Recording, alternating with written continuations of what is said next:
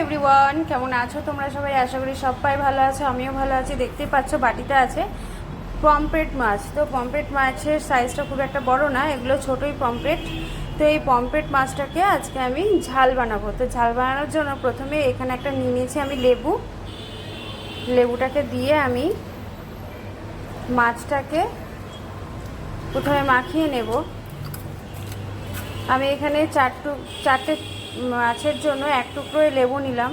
তোমরা চাইলে 2 টুকরো লেবু দিতে পারো, আর যেহেতু মাছগুলো ছোট আর বড় সাইজের মাছ হলে এরকমই লেবু 2টো লাগবে। তো এর মধ্যে এবারে আমি দিয়ে দেবো নুন আর হলুদ। দিয়ে দিচ্ছি হলুদ আর দিয়ে দিচ্ছি লবণ। দিয়ে এবার আমি মাছটাকে ভালো করে ম্যারিনেট করে রেখে দেব।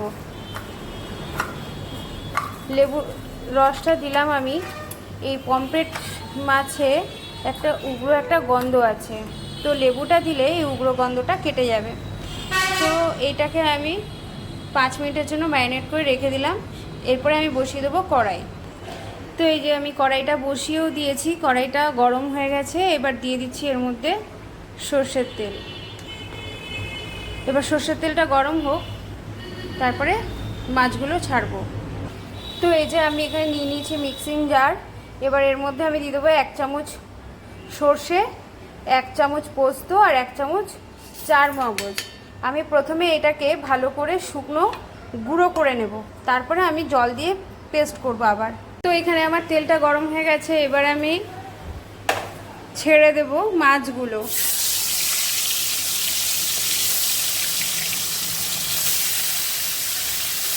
মাছগুলোকে আমি ভেজে নিই, ফিরে আসছি মূল রান্নায়। তো আমার মাছগুলো ভাজা কমপ্লিট। এরপর আমি কড়াইতে দিয়ে দেবো কালো জিরে আর শুকনো লঙ্কা ফোড়ন।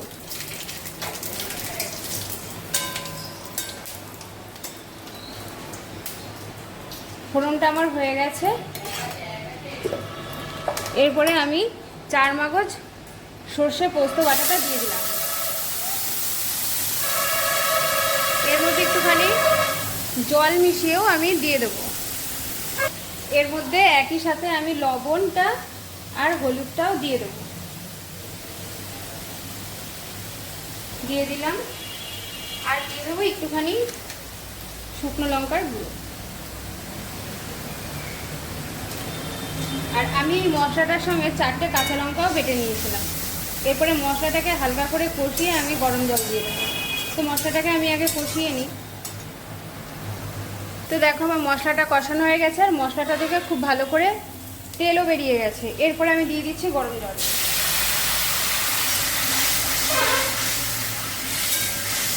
আর আমি জল টল দেবো না, এইটুকু জলের মধ্যেই আমি এবার মাছটা, এই যে মাছটা আমি ভেজে নিয়েছিলাম, এবার মাছটা আমি দিয়ে দিচ্ছি।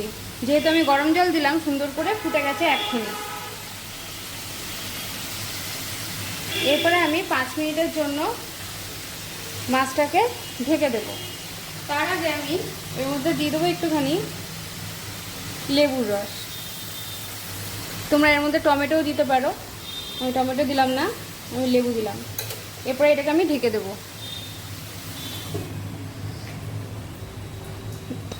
তো দেখো আমার এখানে মাছটা রেডি।